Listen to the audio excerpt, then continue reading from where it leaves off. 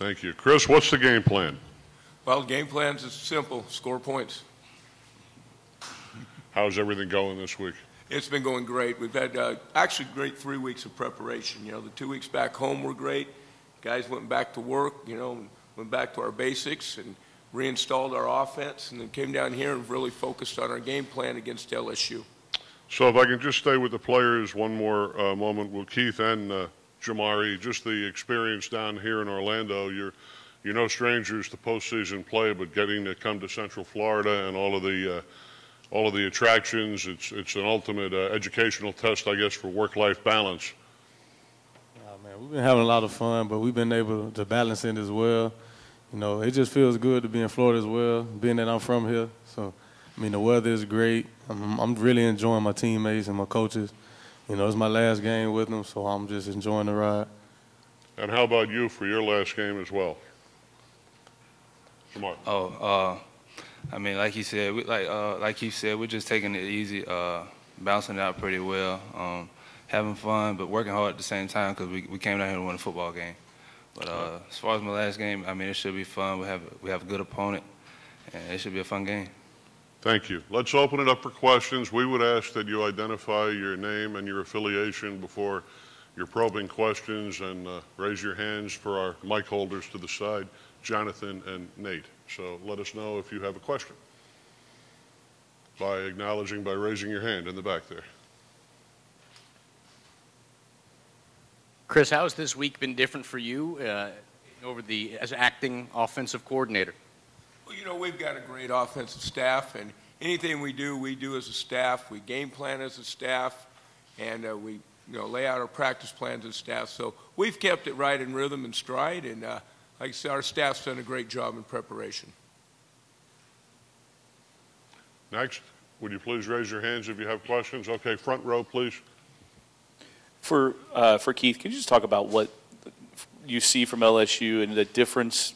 Obviously, they don't have Fournette, but with Geis, and what you see with their offense, what you guys have been preparing for. Would you and everyone else kindly identify yourself? Nate, would you give them the microphone back just so we can have That's Jody Dimling. Thank you very Scout.com. Man, LSU have great players. You know, they're a great physical football team. I mean, with Fournette being out, but Geis is a great running back as well that we prepared for. So, you know, it's going to be a battle, but we're looking forward to it. So. All right. Howie Lindsay, 790 KRD. Keith, what makes them so effective running the ball? What do they do so effectively? Well, you know, they have a great front. You know, the O-line creates a lot of big holes for the running backs, the fullbacks, and then the runners are able to find the holes. So that makes any team really a great running team.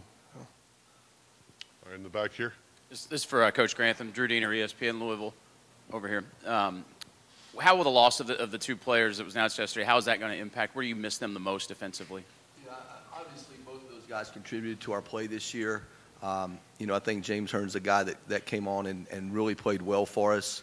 You know, allowed us to be 7-1 in league play as a team. You know, that's why you recruit. That's why you coach during the entire year. That's why we have you know, crossover periods where our backups get reps. So. That, you know, I've always said injury kind of creates depth and it gives people opportunity. So, you know, the guys that we have, you know, Amante Caban, Gary McCray, Malik Staples, I mean, those guys are going to get an opportunity to play. And we'll obviously, you know, coach those guys up and be able to develop them, you know, throughout this game. And, you know, some guys have to dig in a little bit, you know. Jonathan Gennard, who's a guy that started for us at times this year, you know, made some plays for us. He's obviously going to have a big impact. You know, Devontae Fields' last game is going to be in this game, and he's excited to play well. So, you know, it's just one of those next man up kind of attitudes you got to have as a team because things happen. And we have really good leadership, you know, with Kelsey and our seniors that we're going to make sure that guys are ready and they're prepared. Third row on the left, please. Steve Jones from the Courier-Journal. Todd, what about the depth in the secondaries? Are you all nicked up back there as well at corner or anything like that? Right. Yeah. I mean, so, you know, with the injuries that we have, we're going to continue to work the guys. I mean, Zach Cannon can play multiple spots for us.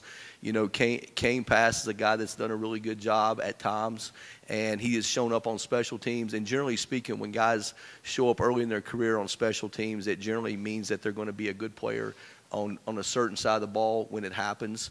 So once again, it just gets into that next man up, mindset. And, if you take the field and you're one of the 11, you got to go play. So that's the mindset that we have, and that's the way we're going to play it. Guys, back, TV riser left.